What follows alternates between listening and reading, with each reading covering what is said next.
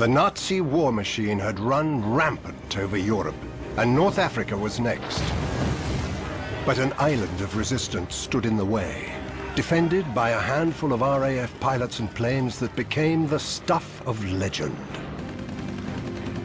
Malta, this tiny little dot in the middle of the Mediterranean, absolutely holds the key to success in North Africa. Outnumbered and outgunned, the island defenders were inspired by a maverick Spitfire pilot who cut a swathe through the legions of Hitler's Luftwaffe. He was the most authentic fighter pilot on our side of the war. He was unique. He relished it. He went into battle expecting to win, and he did. He was in a class by himself, as far as I was concerned. But the man who became one of the greatest Allied aces of the war had a wild side that couldn't be tamed. He is a really mean, lean killing machine.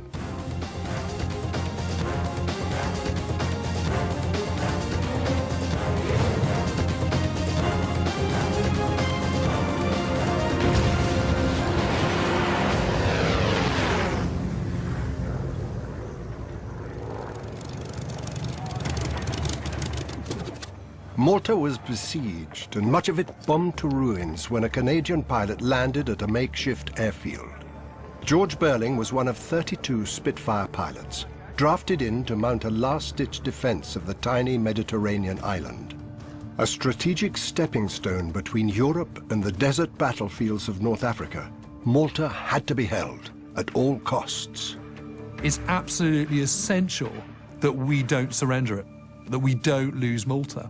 So both sides, the Axis are absolutely determined to take it for that reason, and the British are absolutely determined not to lose it for the same reason.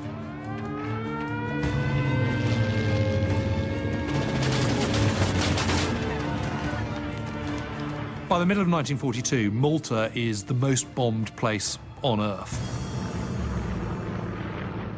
In 2 months, more bombs fall on Malta than on London in the entire Blitz.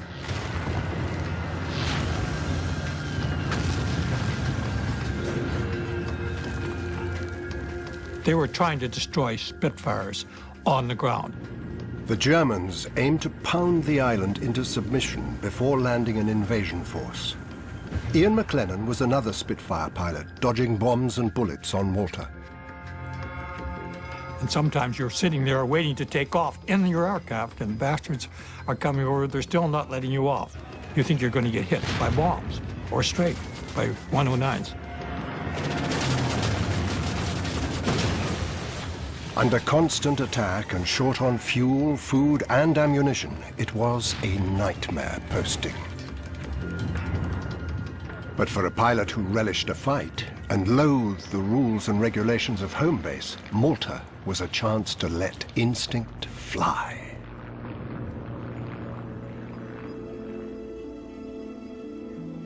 Born in Montreal in 1921, George Beurling was captivated by aviation at an early age.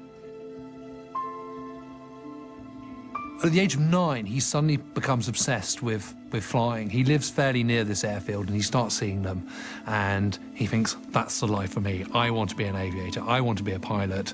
If you're a young boy growing up in the 1930s, your point of reference is the First World War and the great fighter races, and it's that combination that he's very excited about. It's a combination of shooting and flying. Anyone can fly, anyone can shoot, but can you do the two things together? And that's what most people can't do, and it's one thing he's absolutely determined to become an absolute ace at.